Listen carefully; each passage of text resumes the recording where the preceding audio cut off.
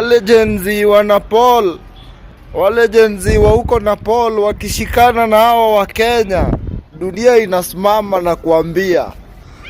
Wale pia nasikia wameingia bunge. Sasa hii ni curfew tu. Mwana jamaa amekaa mbele ya watakano ninampiga. Halo. Niendeleeni kutupima na hizi bill mnaleta hapa. Huko si unaona ni social media ndio imeleta shida. Endeleeni kutupima na hizi bill mnaleta hapa. Kama hii ya 7 sijui nini mmeleta hii iko kwa Senate. Alafu tukiuliza Senate wanaruka. Wanataka kujifanya eti hapana hiyo bill haimaanishi hivyo. Nyinyi. On to some breaking news this morning. The youth of Nepal have gone ahead and burnt their Supreme Court. They want the country to have a reset and be founded on the laws of natural justice. So the people of Nepal are basically overthrowing their government right now. Nepal is an Asian country that's sandwiched between China and India. And right now it's basically anarchy in the streets because protest is spiraling out of control, basically. Back not too long ago, the Nepal government tried to ban social media. So it's like Instagram, Facebook, like they were even banning like LinkedIn. And naturally, because we live in 2025, a lot of people didn't like that and protested about it, specifically in Gen Z. That makes sense. Younger people are more online. And the protests got so big that the government began to panic, right? And during one of the protests, some of the soldiers opened fire on the protesters themselves, and 19 people unfortunately passed away. And again, this is like a Gen Z protest, so a lot of them were kids, basically, right? And the videos of the people kind of lying in the street went viral in that country, and then the protests got even more intense. And boy, oh boy, I mean, they said that in America, Black Lives Matter was bad, but they're literally burning down multiple government buildings, burning down the houses of politicians. The prime minister's wife was actually burned in her house after the protesters came to it. So it's pretty bad. So the Nepalese government just started folding, basically. Like they lifted the social media ban, the prime minister stepped down, but the city is still burning. And all of this started over them banning social media, which is like the only form of escapism through everyday life for most people. But as soon as those kids lost their lives, like it really just became about wider government corruption. Because check it out, Nepal, like any other government in the world right now, is dealing with top to bottom corruption of its political leaders, the wealthiest class having more than the working class and benefiting from all of our time. And there's increasingly less consequences for people of that ruling class, while people at the bottom are subjected to more and more strict laws. And look, the whole entire world is in a bad place right now, but I really think that my generation, I really think that our generation is going to be the one to fix it. And it doesn't bring me any joy that this is the way that it's manifesting, right? I don't know if it has to be this way, but they're making change, right? Like they didn't like what was going down and now they're doing it. And obviously I don't advocate violence of any kind, right? So let's just, The Prime Minister taken down by Gen Z. It's happened. KP Sharma Oli in Nepal has resigned. It came after protests turned deadly on day 1. On day 2, there was a curfew in Kathmandu, but young people ignored it and they went out, continued to demo, public buildings being set on fire. It looks like he just had no choice in the end. Who knows where these protests will go from here? The military's involved.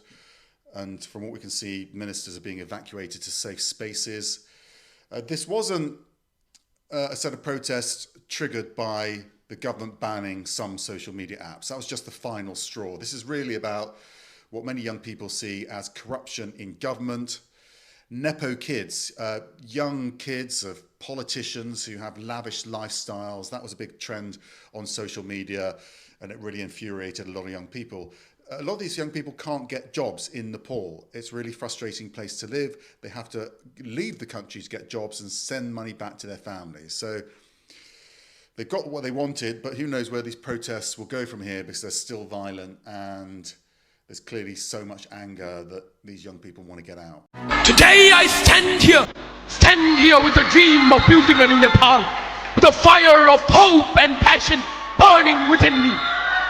But my heart is heavy. because his dream seems to be slipping away. Rise and shines, futures of this upcoming imperial empire. I, Yoshna Raut, the head boy of this everlasting imperial institute, Holy Well English Secondary School, welcomes you with open arms to our 24th annual program. I put myself before you this moment to shed light within your consciousness by piercing the dark nimbus that circles above you. I am present here today to immortalize a monumental change in the course of history. Nepal, our mother, this country gave us birth, nurtured us.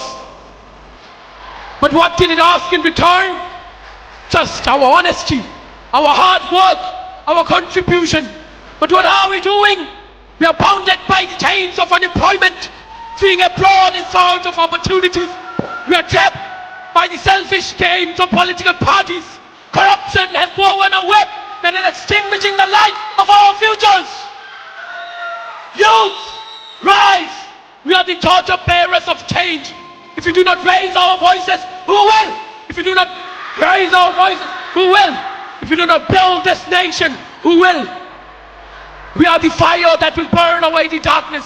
We are the storm that will sweep away injustice and bring prosperity.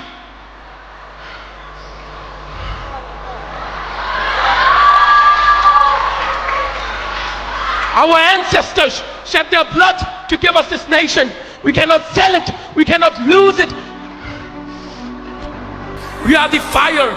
We will burn every despair away. Now we must decide. Will we drown in the darkness of despair or rise as the sun of hope? Will we change the fate of this nation, or will we let it remain in shackles? King Birendra once said, "Even if I die, shall my country live on?" All the youths, carry these words in your heart and engrave a monument of change in the course of history. Nepal is ours, and its future is in our hands. Jai Yuva! Jai Nepal!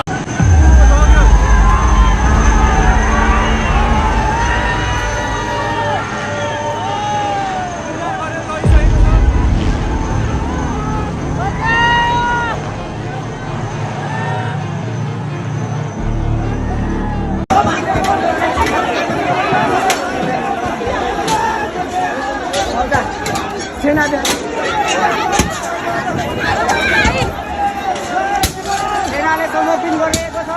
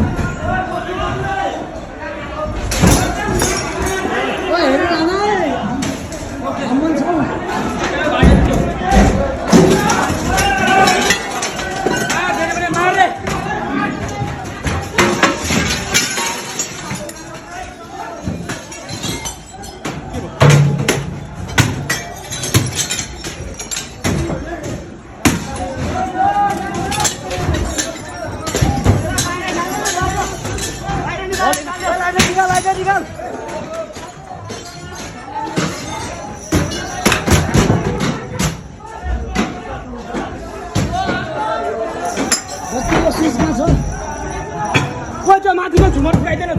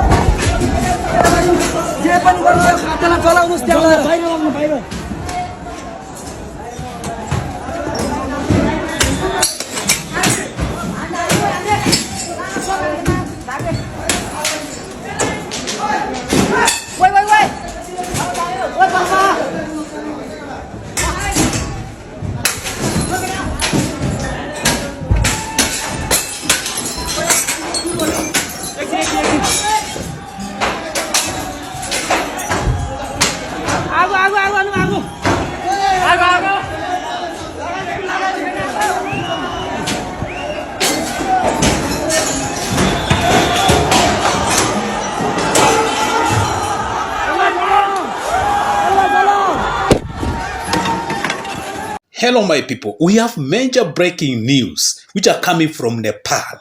Just imagine the Genzs of Nepal. They have touched down the Nepal parliament. Reason? Because of corruption that is being perpetuated by these people in power in the government. And guess what? The Prime Minister Sharma of Nepal has resigned immediately because of these demonstrations that are going on in Nepal. So we are telling you, Mr. Cherargei, you have been used by your paymaster to pass that bill of extension of the term limits. And my dear, we have realized that this bill, it is on its second stage. So mnatuona kama wajinga, mnapitisha bill hata bila kuambia wananchi, no public participation. Now Kenyans, we are seeing a situation whereby we will go Nepal's way. No retreat, no surrender. Would such a shift risk undermining democratic institutions, do you think? My argument is this: you undermine democratic institutions when you start circumventing the provisions of the Constitution. Because what the other side is propagating is that let us conduct elections after the 5th year. Let's conduct the elections in the 6th year without any legal foundation. So today we say we are accepting 6th year. Tomorrow you'll have a dictator worse than William Ruto and says, no, since you didn't conduct in the 5th year, conduct it in the 7th year. Another one will come up and say, no, since we are now doing it outside the Constitution, there is no red line where to stop. Right. You are better off adhering to the black and white letter of the law, because that is predictable, as opposed to leaving it to whims.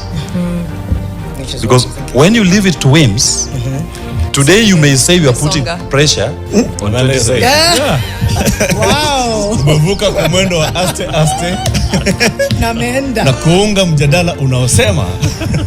Honestly, you know how he got me? Yeah. Because of that. Of the that thing of that thing of where you give people an inch and they take a mile. It is my life's mantra not to give the inch so that they don't take the mile. So what happens now? Okay, Maria.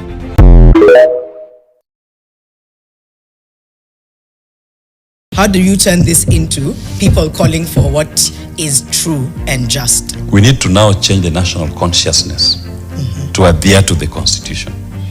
And the national conversation should move towards what the Constitution provides. The unfortunate bit is that the legacy politicians who occupy most of our public spaces, when they speak 2027. What they are doing is they are subconsciously planting in the minds of Kenyans that I was elected for 5 years, my next election will be in 2027. They are controlling the narrative by subconsciously feeding in that year so that the masses don't look into their constitution. So I'm now inviting the media as an ally, and Eric, thanks for inviting me here, that we should be having a conversation by saying, as per our constitution, our elections shall be in 2026, as per our constitution. That now becomes the national conversation. Let them counter by telling us why 2027 and not 2029. Mr. President, let's be honest. You're the only one still bringing up tribalism like it's 1990. We're not fighting over tribes. We're struggling with joblessness, high taxes, police violence, and broken promises.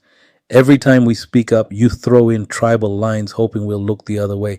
But guess what? We won't. We're Gen Z. We've got receipts, internet, and zero chill for bad leadership.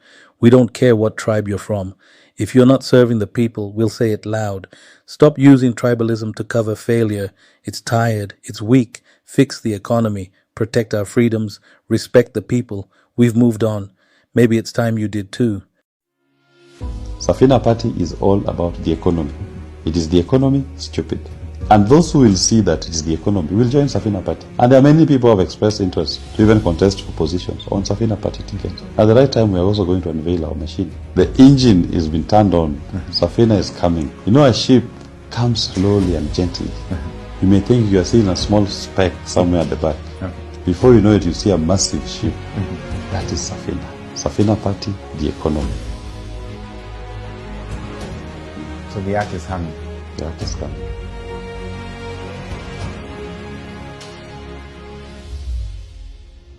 There are many Kenyans who are joining Safina Party in drafts, and I urge anybody who wishes to join Safina Party. Star 509 hash. Our party code is 034. Safina Party, the vessel for economic emancipation of our people. It's not about legacy politicians, it's about the people and giving power to the hands of the people. That is what Safina Party stands for. And for the first time since independence, let's have an opportunity for our politics to be about the people and giving power to the people, not retaining power in the hands of legacy politicians. And we've always said 2 key components that we'll work on. On the economy, we are very clear, no odious debt. What that means is free education from primary to tertiary, free healthcare. We are going to reduce VAT, 16% VAT, we are going to do away with it. And we are also going to give people an opportunity to get access to credit.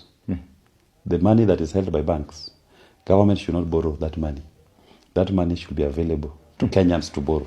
Okay. And what that means is this. Interest rates will fall to even 3%. You borrow 1 million, your repayment is only 30,000 in terms of interest. In a year. You borrowed 1 million, you're paying interest of only 30,000. What can't you do? And OCPDs must be elected by the people. It's time the people take control of their security by electing the above. Orders from above will never come from Nairobi. The above will be the people. That is Safina. Anybody who believes in that, welcome to the ARC. Well, we wish you all the best. You said it's 18th of September. Yes. Ruto simpigi kura. Amenajisi nchi. Bila kutumia hata kondom.